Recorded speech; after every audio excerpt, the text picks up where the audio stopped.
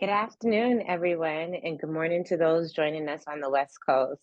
The NGLCC Communities of Color Initiative Committee would like to welcome you to our celebration of Asian American, Native Hawaiian, and Pacific Islander Heritage Month.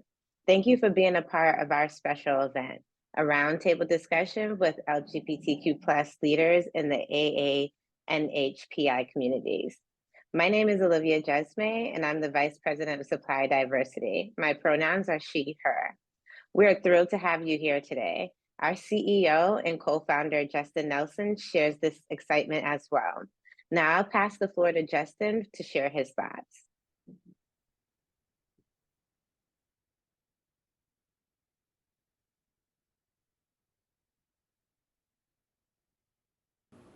Hello and welcome to our webinar celebrating Asian American, Native Hawaiian, and Pacific Islander Heritage Month.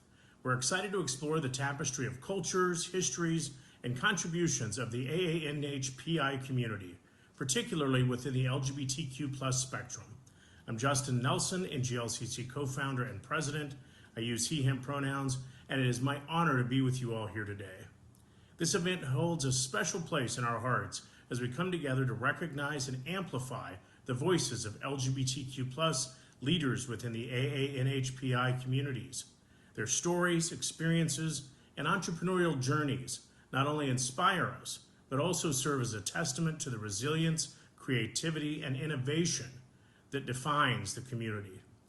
Throughout our time together, we'll have the opportunity to engage in a moderated roundtable discussion, delving into the wins, challenges, and invaluable insights of our certified AANHPI LGBTBE business owners. Their dedication and excellence to our community building and advocacy not only enriches the businesses and the work that we do, but it fosters a sense of belonging and empowerment for AANHPI entrepreneurs worldwide.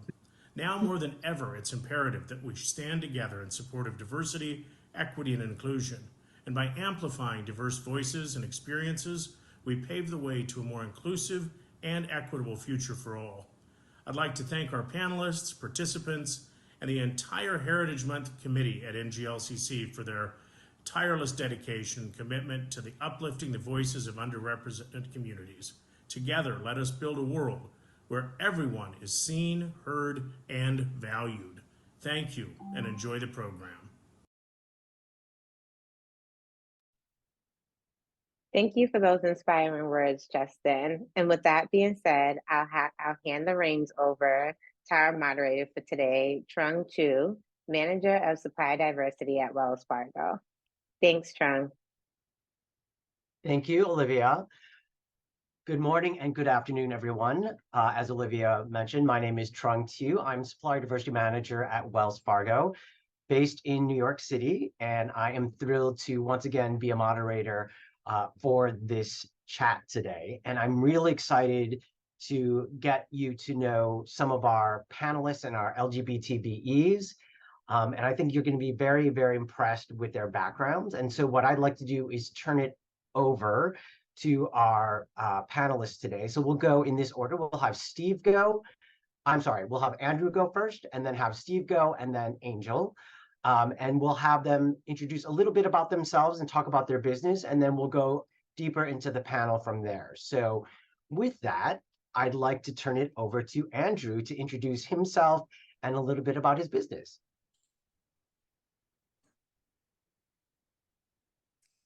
Hello, everyone. I'm Andrew Lee, the founder and CEO of Otis Dental.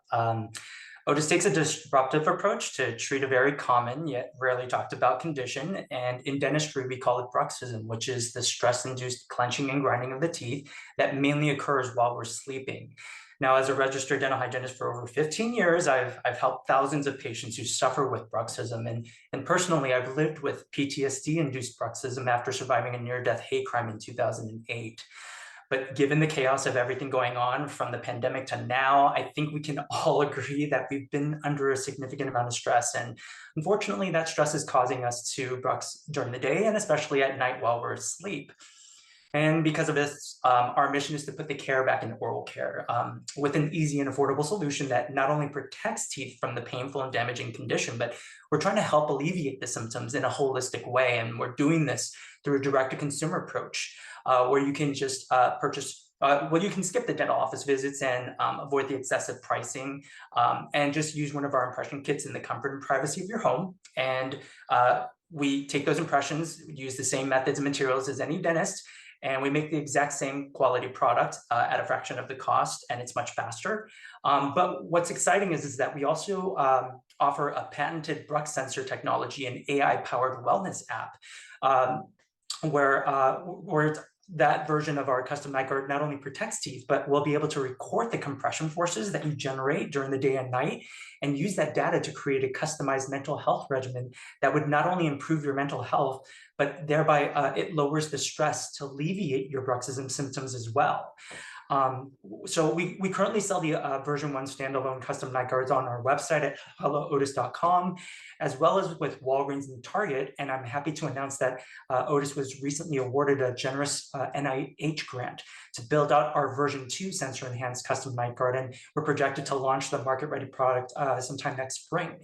And it just so happens that it's also Mental Health Awareness Month. So I hope that we can all recognize the importance of both AAPI and mental health communities and cultures. But with that said, I'm honored to be here and I hope that I can provide some helpful information during today's event. Thank you. Thanks, Andrew. Let's turn it over to Steve for your introduction. Turn my audio back on. There we go. Hi. Yeah, hi, everybody. I'm Steve Warren, and you probably noticed that I'm not Asian. But as anyone in the LGBT community can recognize, allies are extremely important, especially when there are groups of people that don't have safety in their own numbers. They can form allyships and relationships with other organizations that can help. My background is radio broadcasting. Anyway, my name is Steve Warren, he, him, and I've been a radio broadcaster for over half a century, starting with little local radio stations and then moving into networks, then moving into owning a consulting business and producing radio shows, finally end up working and retiring from Sirius XM, the satellite radio company. And at about that time, I realized that I had this skill set that I had acquired for so many years, but I met someone who was working here in New York who was working for a Chinese company. And he had brought some of his music CDs with him to keep himself entertained. And so I listened to some of the music and I said, this is really good. It's not like the guy in the subway that plays the erhu, the one stringed instrument, or the Monkey King, or the clattering of cymbals and all of that. And with the success of K-pop, I realized that the Chinese pop music scene was also very robust. So after I met this fellow, I went to Beijing and hung out with him for a bit. Also went to Taipei and met some of my friends that I had living there. And if you go to either of those two Chinese-speaking countries, they'll take you out to a KTV, which is a karaoke club.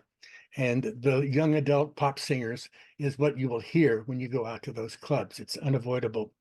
And I realized, well, I think that music could be very popular, not only in the United States, but in the Chinese diaspora globally. So we set about the business in 2007 of creating a Chinese internet radio station that plays strictly Chinese pop music, and it streams online 24/7. And it has a phone app on Android or Apple. And we've had great success. And we started it in 2007 in conjunction with the Beijing Olympics, which had this fabulous television coverage and the opening ceremonies and all of that. And so many people in the United States, non-Asian people, were very interested in Asian culture, especially the pop Asian culture, seeing all the young athletes at the Beijing Olympics. So we had a real uptick by kicking this thing off. There's nothing like it on Sirius XM, nothing like it on iHeartRadio. Only a handful of radio stations around the U.S. have any Chinese programming. They're usually smaller AM stations in the Bay Area or here in the New York area. So since then, we have been 24/7 Chinese pop music But before we kicked it off, and I won't take too much more of your time, but before we kicked it off, we realized we had to make friends with the local Chinese communities. So we went around to all of the nonprofit organizations, the cultural groups, the social organizations, and met them and said, here's what we're going to do. And the reason a tall white guy did this is because there were very, very few Asian people in the American broadcasting business. Either for one reason or another, they were in other industries, but not in broadcasting. That's changed primarily on television because you can see an Asian face, but you can't necessarily hear an Asian voice on the radio. So anyway, my partner Bobo and I got this thing off the ground in 2007, and everything else has been learning. Fantastic. Thanks, Steve. I'm definitely going to follow up on a couple of things that you brought up as we go further into the conversation. But at this time, let's turn it over to Angel and have her share her story. Hi, I'm Angel. Sorry, I muted Zoom. I'm the CEO and founder of Passion Planner. So Passion Planner is like an actual physical paper notebook that helps people define their goals, break those down to steps, and put them into their agenda so they start working on them today versus waiting for someday that may never come. So I started this company from my parents' garage about 10 years ago and launched it on Kickstarter. And since then sold 3 million planners as of last December. Yeah, and I started it because I graduated from UCLA and I had no idea what I wanted to do. And I felt like so many people felt like me, a lot of my peers felt like me, and being neurodivergent, having ADHD and dyslexia, I knew that paper has always been my safe haven for me to externalize my thoughts and feel grounded. So I wanted to bridge everything that I had been learning in self-help into a planner, because so many planners on the market were thinking about what do you need to do today versus how is this thing that you needed to do today going to fit into the bigger picture of your life. So yeah, I created it on Kickstarter, launched it from my parents' garage, made $50,000, which was like more money than I had ever conceptualized that I'd ever have. And then a year later, asked the community what else they wanted, and they just wanted the planner in a smaller size.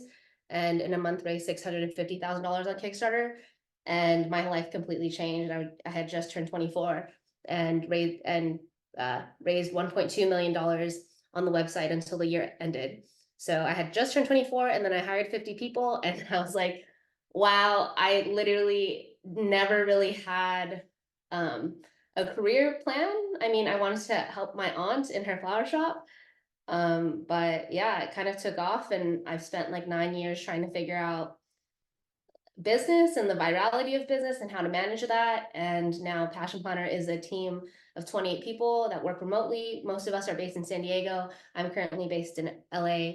But yeah, we're really just waking up and trying to get this product into many people's hands as possible, whether that be through donation or online. You can actually go to our website and download the whole PDF for free. It's been downloaded, I think, more than 6 million times. Because we want people to really take the time to define what it is that they want in their life, because we want as many people as possible to live their lives with as much intention as possible.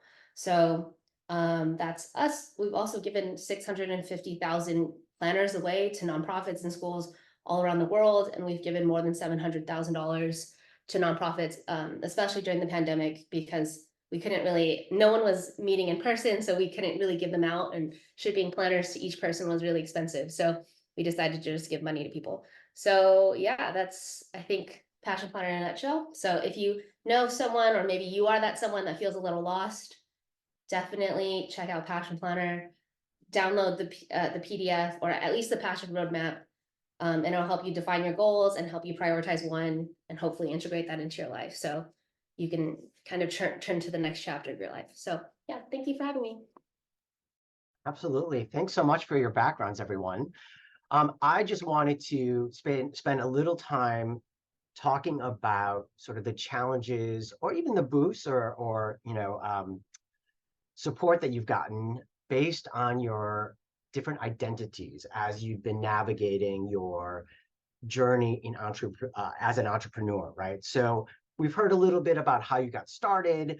I would love to know sort of what challenges you might have had looking back at the identities that you experience, and how did it influence your entrepreneurial path? Steve, I'm going to start with you because I think there's an interesting conversation to be had around allyship and how you're taking advantage of, learning about the Asian American community. Yes, thanks, Trung. It is interesting. And one of the things that hit me the hardest when I first started this particular project, I mean, I've lived in New York since 1971, so having Asian communities in my front of me has been very easy to do with food and all the cultural events that go on throughout the year in a big city like this. But what I found out in assembling the radio station is that many non-Asian people tend to lump the Asian communities into one big ball. And most people cannot tell if they look at an Asian face, whether that's from the Philippines, from Singapore, from Taiwan, from Korea, from wherever. So I realized the one thing that the growing Asian community has going for it in recent years is that each of those individual sub-communities has gotten bigger. And previously there was safety in numbers and they would bond together for events and such, and now it's separate. So we came up with the idea of carving out the Chinese community and be specific to that community, which is a global diaspora of billions of people. So that's the one thing that we really learned from being in the different Asian communities. I mean, seriously, I think we've all been through this, but I'll tell someone I just came back from Taiwan, and they'll say, "Oh, great, I love Thai food." Yeah, because some people just don't know the maps all that well. So I think being able to separate out the Chinese community from the API community at large has been very helpful for us because we can focus our identity. We're not pan-Asian. We don't play any non-Asian Chinese music. It's all Mandarin and it's all Cantonese. And by traveling around the United States and around different cities in the world and going to Asia on a regular basis, I've learned to separate out the total market that we really want to dwell on. And now we belong to all the Chinese organizations in the greater New York area, like Asia Society or the Chinese Museum downtown, Taiwan American Professionals, National Association Asian American Professionals. So we're a member of the Asian American Journalists Association. So we still rub shoulders with our Pan-Asian friends, but I fortunately, having only a little bit of brain left after all these years, have been able to focus my attention on the Chinese sector, which is the largest sector of the East Asian population in the United States and pretty much globally. So I hope that answers the question. I've been doing this since 2007, so we're already almost 17 years. Wow. And Yeah. either I've learned something or I'm a real slow learner, one or the other. But it's mostly been by osmosis and contact within the community.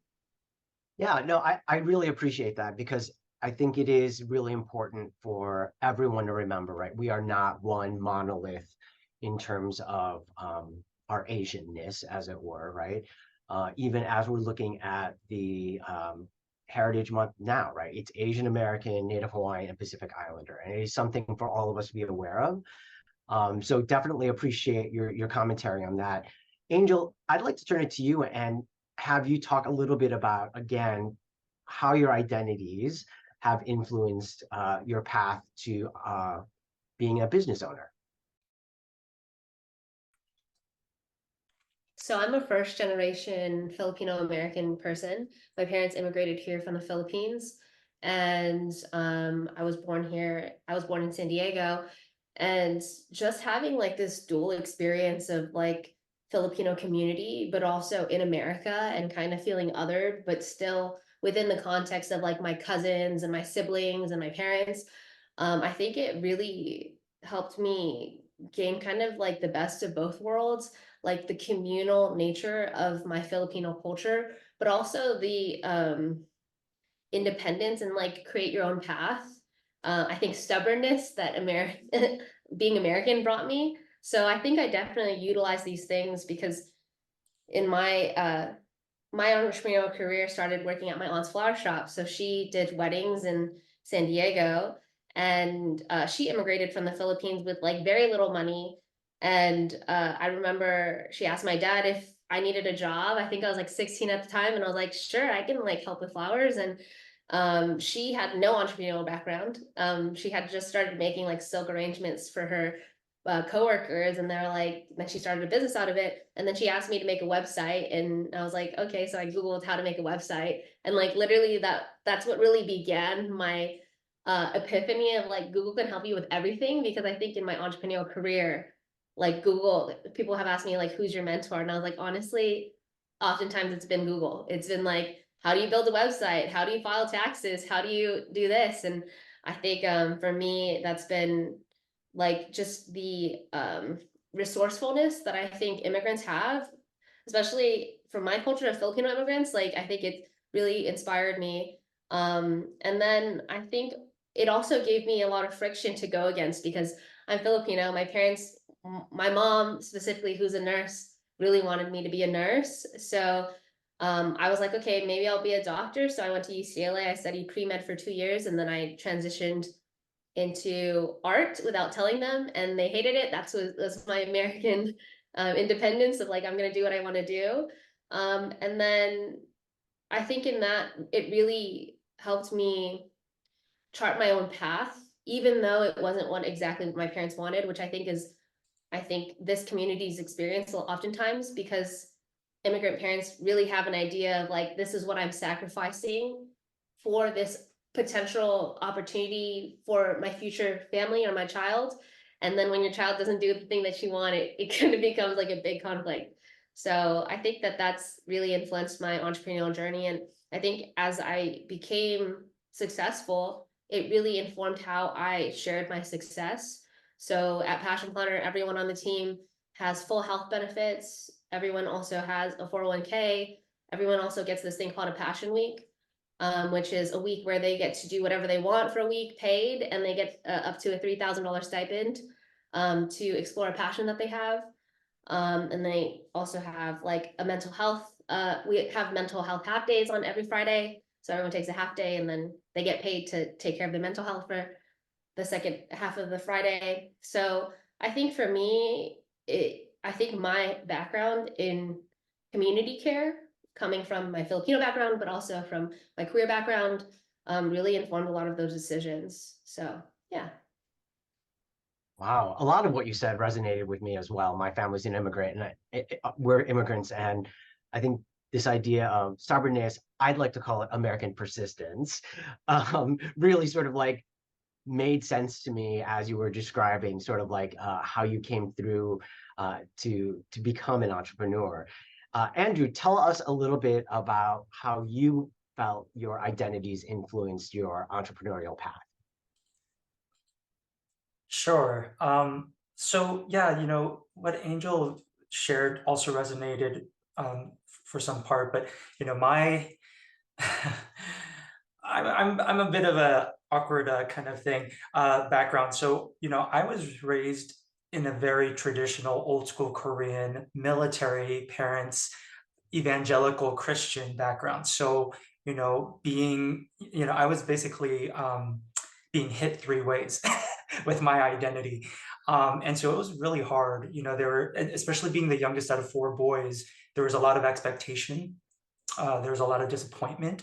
No matter how hard I tried, I just felt like I just never, really was on par with their expectations. And, as I grew older, my resentment turned into understanding. Not just about who I am as an Asian person, as a queer person, even just from my family background. What I learned was as an adult to understand that my parents have their flaws, that our culture has our flaws, whether we're queer, whether we're Asian, no matter what ethnicity or no matter what culture, community you come from.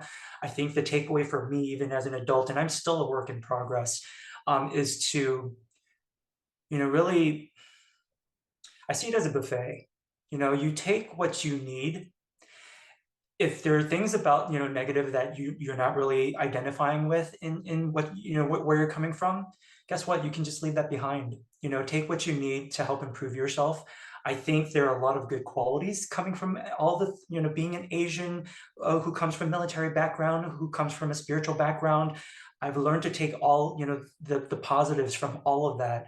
And I think that's what's really helped me become an entrepreneur. It's really helped me to become resilient.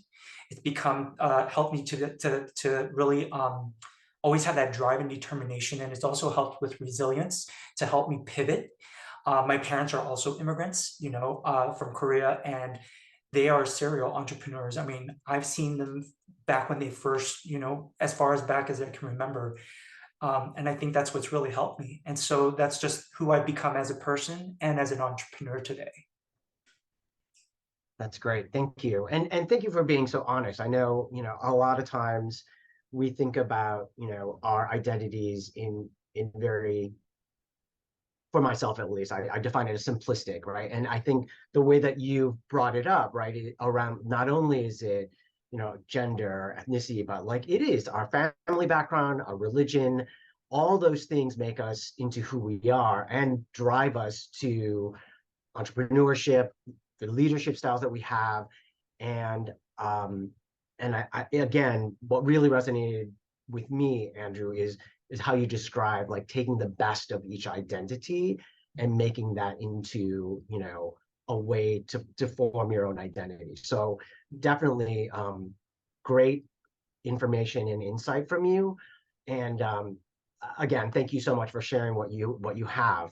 I want to turn a little bit more on to talk about, since it is a NHPI Heritage Month, I'm thinking about, we've talked a little bit about our family history and, our identities in that way, but have each of you had like a particular person or hero that you might have had, or maybe even someone that's challenged you in, the NHPI community that is really sort of providing either inspiration or challenge for you in terms of maybe family expectations, or was an entrepreneurial hero that you sort of saw as a guiding North Star, or what it is that you have been doing.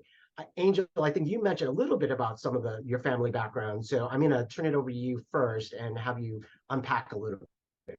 Yeah. So the first person that comes to mind, so I really believe that quote that says, like, if you see someone as a hero or a villain, then you just don't know them enough.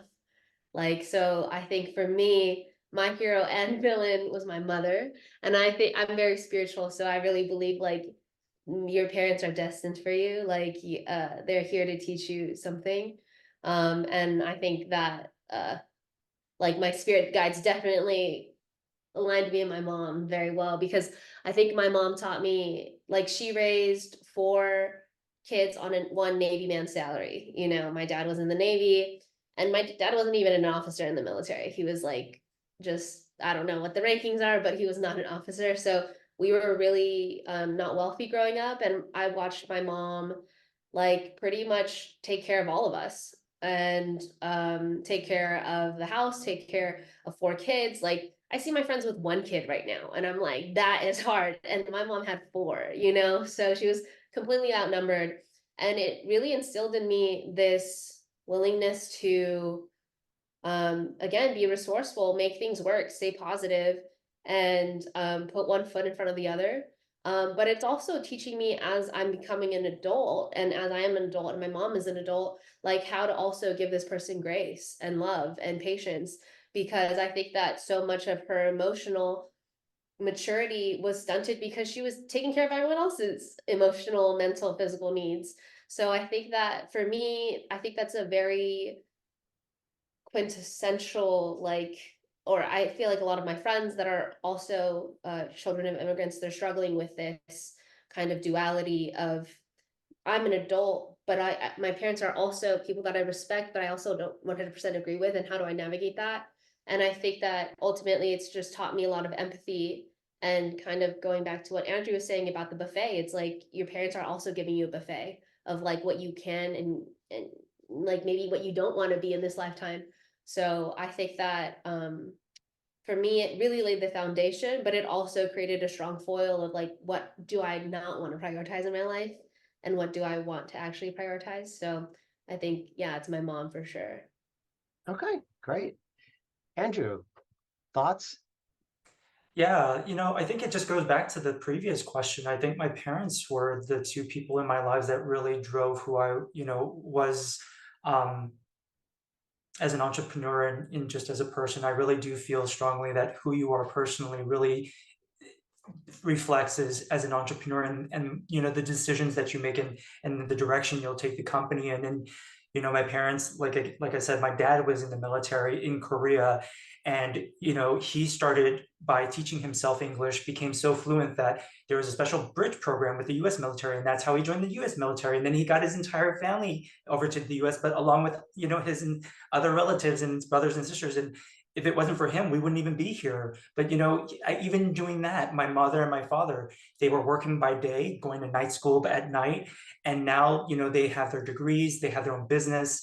They even own the plaza that they started their first business in. But even before that, there were lots of times when they had challenges where they were, they were confronted with physical and verbal abuse. My mother was assaulted 3 times when we were living in project housing. So, but it was just their drive and their persistence and resilience and their faith, that and their support in each other and family strength that really brought them through the into the clearing. And I think that's my brothers and I see that, they see it, we see it every day as children, even till now. And I mean, sometimes I even get emotional when I think of my parents because they've been through so much and they gave so much.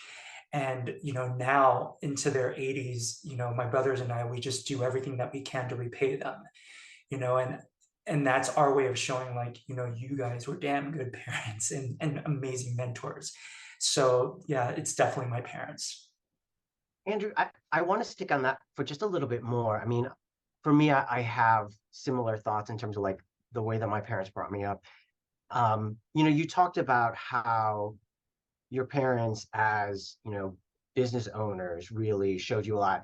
As an adult, have you had those conversations about what, I mean, even the tactical or strategic things that they were doing as business owners, like, here's how you set up your business. Were you getting that kind of advice from them?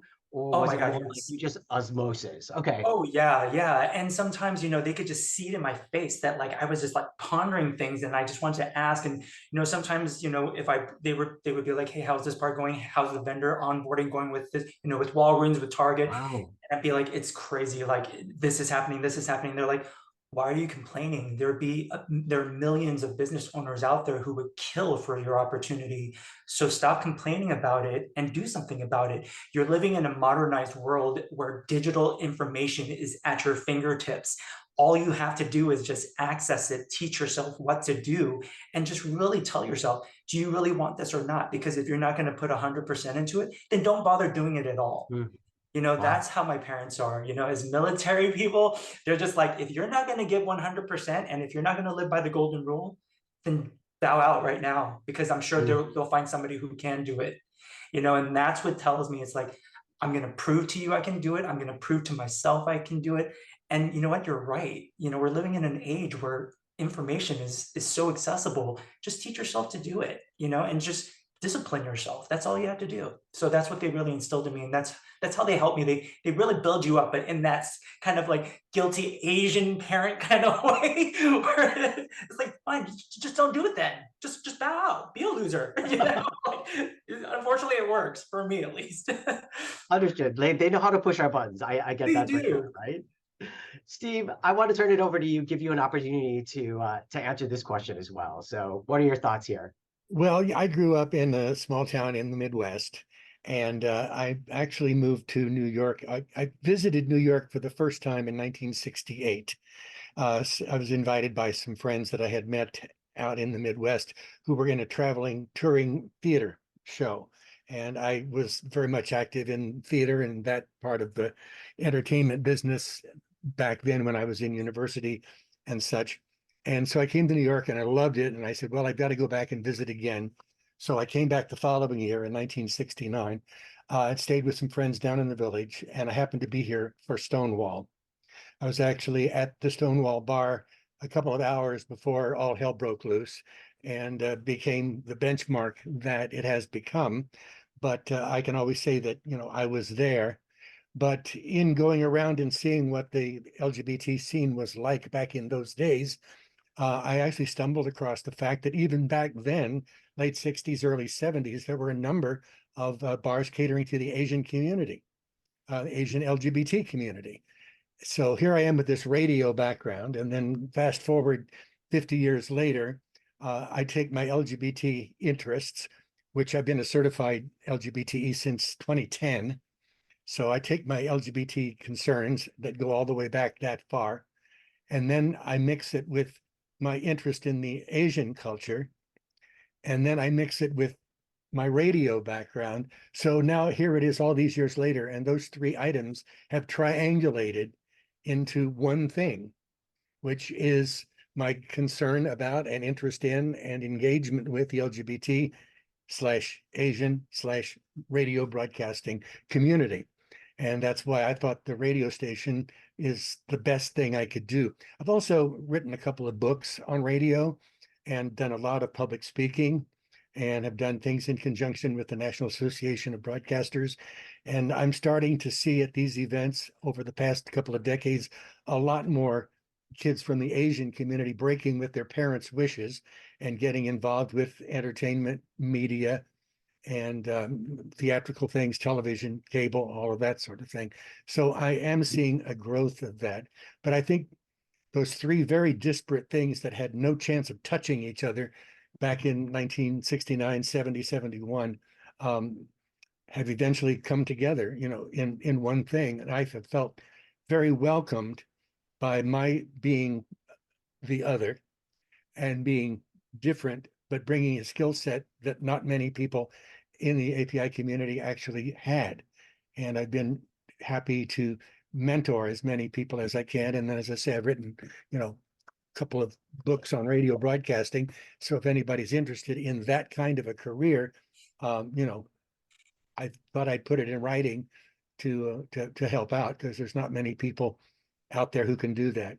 But that's kind of my story. I mean, I'm doing three things with three different entities, all of which I love, and I've had a good chance to cycle into a business and a life after all this time. Yeah, thank you, Steve. So I know that we want to make sure that we're leaving time for room for questions rather. And so I'm going to skip up to one of our last question, which is really, Steve, you brought this up. What actually convinced each of you to get certified by the NGLCC? Angel, I'm going to start with you, and then we'll go back to Steve and Andrew. So Angel, what convinced you to get certified as an LGBTBE?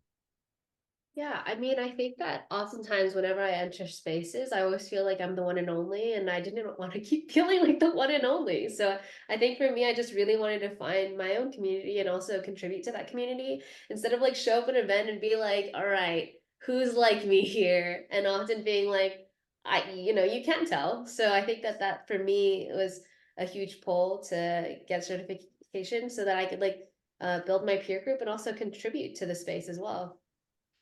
Oh, fantastic. Andrew, how about you? I think it's the same as what Angel said. I kind of see it as being the wallflower at a dance, where it's like you're just literally standing there and you're just like clueless and you feel helpless at times. And I just so happened to learn about the NGLCC while researching online for LGBTQ plus support communities in business. And it got in the universe working in its mysterious ways. Like it kind of tied in when I was approached by Walgreens and they said, "Oh, do you have any kind of certification?" And I immediately thought of you guys and I was like, maybe this is a sign that I should join. And the more and more I started learning about what you guys do on the site, I was like, oh my God, you guys advocate, you guys support, you guys help us thrive. It's kind of a no-brainer. And it's because of that I was actually able to even then become part of a sip and pitch program that was hosted by a different community. And that's how I got into Target, through their supplier diversity program. So it was kind of crazy how all of that just kind of cascaded into place for me.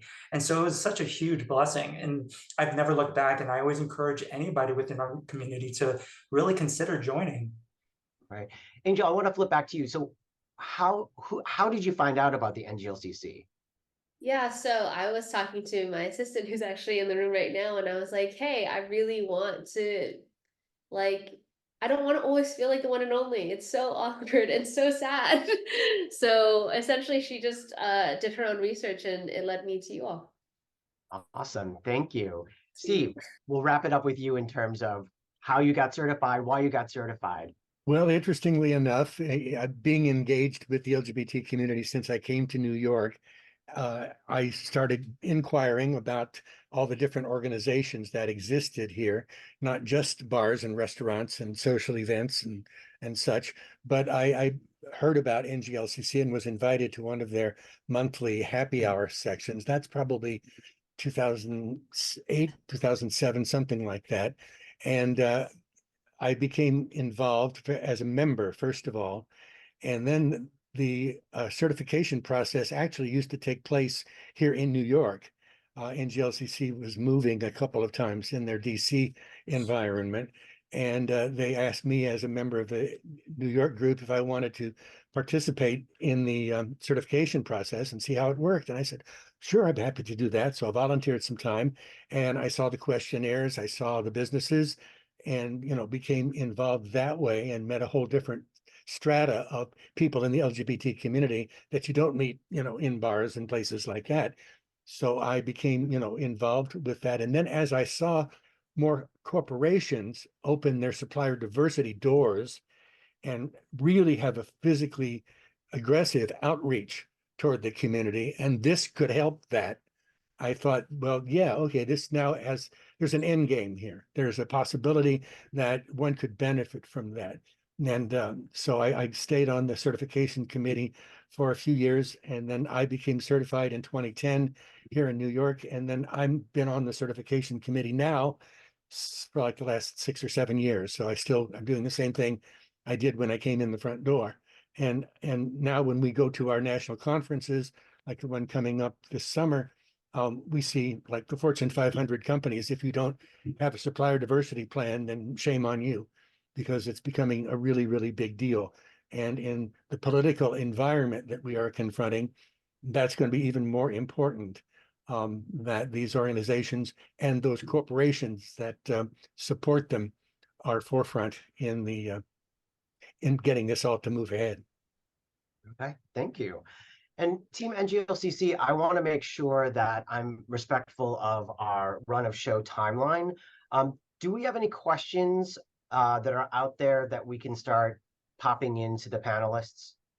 Yeah, so we only have one question so far in our Q&A area. So folks, please ask your questions in the Q&A area, which is different from the chat. You'll see Q&A at the bottom bar of your screen. But one question that we have here from Brian is, how can innovative strategies in talent acquisition and workplace inclusion be tailored to better recognize and leverage the unique cultural strengths and diverse perspectives within the AA and HPI communities? And actually, I think, Trung, you would be a great person to answer this too, in terms of talent acquisition and workplace inclusion. If you want to, if I can put it back to you in terms of. Sure. Let me kick off some broad thoughts that I have based on that. So, obviously, as I think about this, it's really around, hopefully most companies have employee resource groups or networks that can really help drive to the fore the leadership opportunities that, Asian American, Native Hawaiian, Pacific Islander employees have to share their strengths and deliver on those promises, right? So that's with existing talent, right? I think the question might have gone a little bit toward, how are we going out and recruiting in that space? I think that's actually a fair question, if I'm understanding it correctly, because there is, I think, a challenge, right, in finding diverse talent that that goes above and beyond sort of the, the flurry of resumes that come across the desk, et cetera. So how are we helping as corporations to build that pipeline of NHPI, employees? And I think I'd be curious to hear what other corporations or other companies were doing in this space, because, there's not as if there's a, historically Black college equivalent, right? So I think there's definitely a conversation to be had there. And I think the other challenge that I would put forward to a lot of corporations is making sure that we're not pigeonholing Asian American NHPI talent into certain fields, right? I mean, we just talked about that here today, right? Like, many of us want to go into field, maybe creative fields, that we're not given the opportunity to, because we're sort of seen as like the workhorse and not the show horse, depending on what the space is. So, I asked extra questions in addition to answering the question, but I hope that helps. And I want people to start thinking about that in a different way. Did anyone else on the panel have thoughts on that talent acquisition piece of it? I guess I'll just answer first. Unfortunately, I can't really answer to that because I'm still a party of one on my team. I'm wearing all the hats. And so I'm really using my MBA and keeping things lean. So I will outsource and contract. But I will say that when I do look for contract partners, I try to keep it as just even across the table. Like, say for instance, our branding, when we rebranded, I actually found this amazing woman-founded team in New York that did our rebranding. They're called Smack. If anybody needs rebranding, go to them. They're amazing. My financial officer, I found him through a family friend, and he's Asian.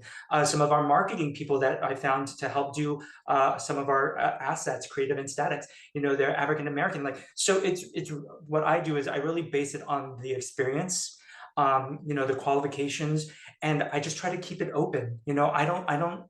It's not that I don't care, but I don't see it that way. But I do want an even playing field. I want to give everybody a seat at the table to really help grow this, because we're all suffering with stress. We all need a night guard. So, I want to include everybody into the conversation. Understood.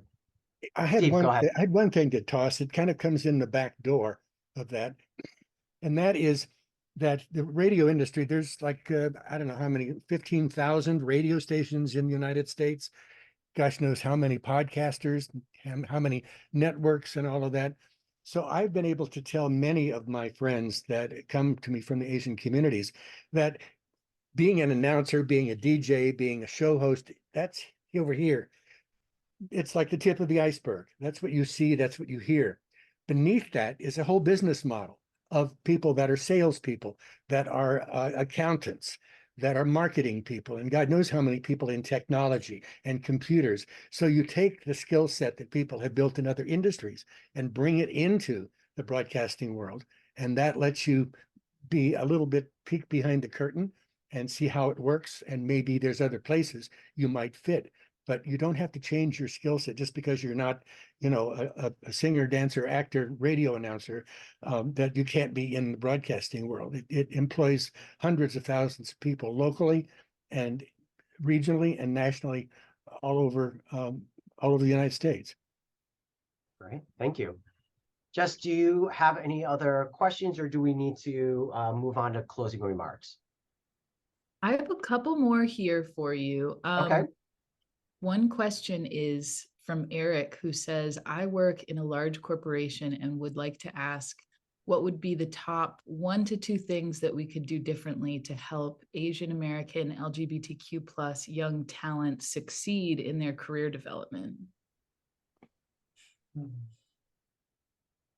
Yeah, so I have a team of 28 people, and a lot of them are in one of those communities. And I honestly think, and it doesn't, I think humans just need to be seen as humans, not just a function of like your company. And I think that that's a value that like I've instilled in my own life. I've been very fortunate to have success at a young age. So I think having that big shift was like, wow, I get all of these like benefits because I feel fine financially, I can take care of my mental health, and like just wanting to share that with other people and knowing that they're humans. And like Passion Planner is like a little slightly overstaffed because we want to make sure that when life inevitably throws something at a teammate, that we won't feel like everything's crumbling into like a fire because we're over, like we just don't have the capacity. So for us, at least for me as like a CEO and a founder, I really want to be able to have the extra bandwidth to be able to give people that grace. Like if their parents are sick, or if they're going through a breakup, or if, you know, like their cat just passed away, like I don't want them to have to like push through that. And I think that works for everyone, not just people within these communities, but just seeing people as a whole person. And sometimes people just need time to themselves to heal. And I don't think that that really happens unless you're very intentional with how you build your team, and also say how you say no to the other opportunities that might be great, but also your team just doesn't have capacity for it. Like I have my brain can come up with so many ideas, and I tell my team, I need you all to feel safe enough to tell me no. Like, hey, we're at capacity. If we want to do that, then we're going to need to hire more people, or we're going to do it next year or something. So I think that that is like something that takes time to build. And oftentimes, because I'm the CEO, a lot of times when I tell an idea to my team, they're like, okay, I have to do it. But I've had to tell them, like, hey, you don't have to. You just, like, this is an idea that I want to give to you because it belongs in your department, and you get to decide when we implement it. So, and I also have my COO who kind of acts as a buffer, so that if they feel scared to tell me, then she'll tell me. Like, I know you're really excited about that, but the team's at capacity, you know? So I think that creating these checks and balances so that it doesn't feel like you're a tyrant is really important. That took me a really long time to develop. So there's that. Yeah, but I think there's something else that you pointed out here, Angel, which is like genuinely getting to know the person, right? This idea of the human being, right? I think when we get to know each other as individuals, that's going to help you learn more about, you know, the LGBTQ-ness, the Asian Americanness, the Native Hawaiian-ness, the Pacific Islander-ness, the religion. Like, we would not be able to really dig into that without building that trust. I mean, and we're really lucky to have like you, Andrew, Steve here to share some of those things, to remind us that that's who we are, right? We are not simply one of those things. So, you know, going back to the question, I would definitely recommend anyone in that, you know, leadership, mentorship space to really think about how do you build that trust in a genuine way, right? You don't want it to sort of come off as a checklist of, all right, now it's my turn to ask you about what it's like to be Asian American. Like, that does not help us, right? You want them to feel that it's genuine, it's coming truthfully from you. So I know that we only have 3 minutes left, so I really want to make sure that the NGLCC team has time for closing remarks. Wanted to thank everyone for joining us today. Our panelists have been fantastic. It's really been great to know all of you and get to know you rather. Angel, Andrew, Steve, very much appreciated. I want to turn it back over to Alicia and Sean for their closing remarks. Thank you so much, Trung. As stated, we appreciate the insights that you all shared with us today. I am Alicia Green. I use she, her pronouns, and I am the Senior Director of Programs and Stakeholder Engagement, and I am also the co-lead for the Communities of Color Initiative, better known as COCHI.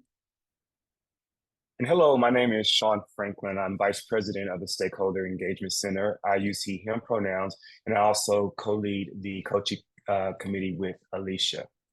Alicia and I would like to thank each and every one of you for attending today's program. And we want to give a special thank you to our moderator, Trung Tu with Wells Fargo, and our amazing certified LGBTVE suppliers for that incredible panel.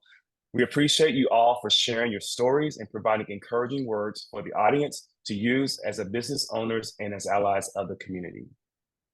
We hope that our audience leaves today with a deeper understanding of the AANHPI community and the pros and cons they deal with daily. We are again thankful for your time today, and we hope to see you at this year's International Business and Leadership Conference in Palm Springs, California, and at future COACHE events. For any questions regarding the Communities of Color Initiative, please email us at coachy@nglcc.org, which I have included in our chat. Thank you all again, and have a wonderful rest of your week. Thank you. Bye. Thank you. Thank you. Bye.